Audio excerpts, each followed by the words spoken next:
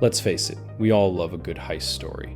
The tricksters beating the bank, the underdogs outsmarting the cops, Ocean's 11, Robin Hood, Catch Me If You Can.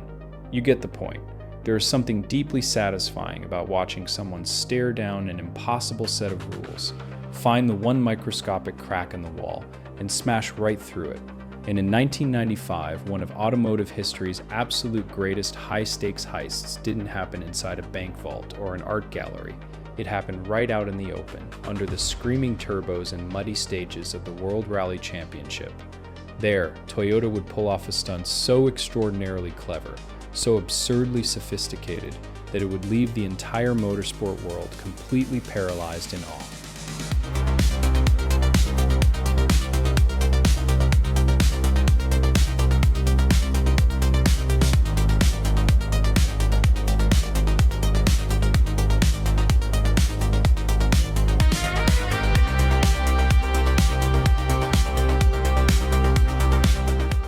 To understand how Toyota became the ultimate villains of World Rally, you have to understand the wall they were staring down. By the mid-1990s, Group A rally racing had descended into absolute madness. These weren't just cars, they were lightweight, all-wheel drive, flame-spitting monsters tearing through narrow gravel trails at terrifying speeds. Fearing that the cars were becoming far too fast for human survival, the FIA, the governing body of world motorsport, decided to put a tight leash on every team in the paddock. Their weapon of choice? A mandatory air restrictor plate. The rule was brutal in its simplicity. Every single car had to run a steel ring with a strictly enforced 34mm opening directly in front of the turbocharger intake. No exceptions, no workarounds. A turbocharger is essentially a giant mechanical lung. The more air it sucks in, the more fuel you can burn, and the more power you make. By choking that intake down to just 34mm, the FIA effectively capped every team's engine output to roughly 300 horsepower. It was meant to equalize the playing field, keep the racing tight, and most importantly, stop the cars from flying off mountainsides. For teams like Subaru and Mitsubishi, the 34mm restriction was a headache they simply had to live with. But over in Cologne, Germany, inside the high-tech fortress of Toyota Team Europe, lead engineers looked at that 34mm metal ring and saw something else entirely. They saw an invitation. You see, Toyota's newest weapon, the Celica GT4 ST205, was a heavy beast compared to the nimble Subaru Imprezas and Mitsubishi Lancer Evolutions. To stay on top of the podium, Toyota didn't just need equal power, they needed a sledgehammer. But how do you get more air into an engine when the official rulebook states that every square millimeter hole? Well, if you're Toyota Team Europe, you don't break the rule. You design a piece of engineering magic that technically obeys the rule while completely obliterating its entire purpose. Enter the most brilliant cheat in the history of sports. On paper, Toyota's turbo assembly looked completely innocent. When FIA scrutineers would walk into the Toyota pit garage before a race, they would ask the mechanics to remove the turbocharger intake. The inspectors would measure the restrictor plate with precision calipers, exactly 34mm. They would tug on the housing, apply force, check the seals, and look for illegal gaps. Everything was rock solid, metal against metal, perfectly sealed, completely legal. The inspectors would stamp it approved, hand it back to the team, and walk away satisfied. What those inspectors didn't know was that Toyota had turned the entire turbo housing into a giant, hidden spring-loaded trap. Deep inside the metal casing, completely concealed from sight, Toyota engineers had installed a series of Belleville spring washers and hidden sliding sleeves. When the turbo was sitting on a workbench in front of an inspector, those heavy internal springs pushed the entire assembly tight, sealing every hidden gap and locking the 34mm restrictor flush against the intake cone. It was 100% legal under static inspection. But the moment the mechanics bolted that turbo back onto the engine and driver Juha Kankkunen slammed his foot on the accelerator stage side, the magic happened. As the heavy turbo spool spun up, it generated immense internal suction and boost pressure. That violent pneumatic force was strong enough to push against the hidden internal Belleville springs. The springs compressed, and the entire outer sleeve of the restrictor slid backward by just 5mm. 5mm. That's barely the width of a pencil lead. But in the world of fluid dynamics, 5 millimeters was a highway. That subtle shift opened up hidden bypass channels around the outside of the main restrictor cone. Unmetered, unmonitored air began rushing straight around the 34 millimeter restriction, feeding the turbocharger a massive, uninterrupted gulp of high-pressure atmosphere. The engine breathed free.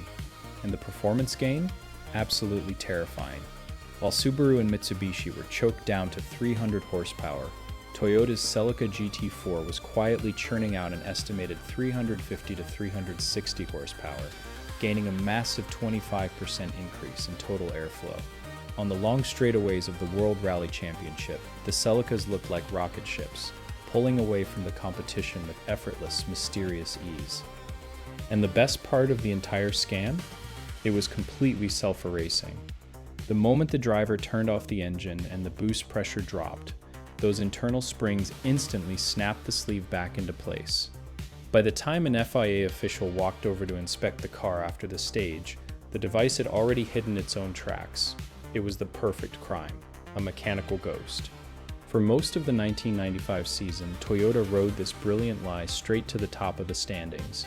Juha Kankkunen and Didier Auriol racked up points, leaving rival teams scratching their heads in sheer confusion. How was this heavy Celica pulling away on straight stretches? Were Toyota's drivers just taking insane risks?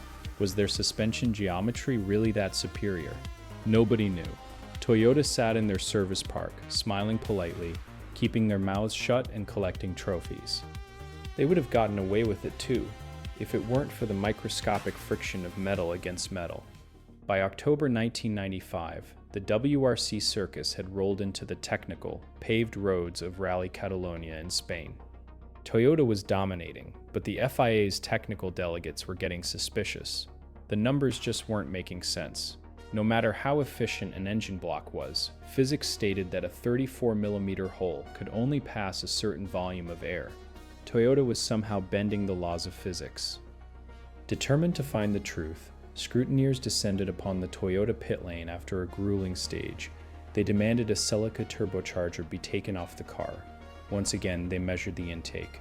34 millimeters, perfectly sealed. They pulled on it, pushed on it, checked the seals, rock solid. Then, one eagle-eyed inspector noticed something strange under a magnifying glass. Deep inside the metal casing where the sleeve met the outer housing, there were tiny, fresh, microscopic scratch marks, friction rub lines in the metal. Why would a solid, static piece of metal have fresh rub marks? The only way those marks could exist was if the metal was moving inside the housing while the car was driven. The inspectors stopped pulling on the outside. Instead, they brought out heavy-duty shop tools and began forcibly cutting the turbo housing completely apart.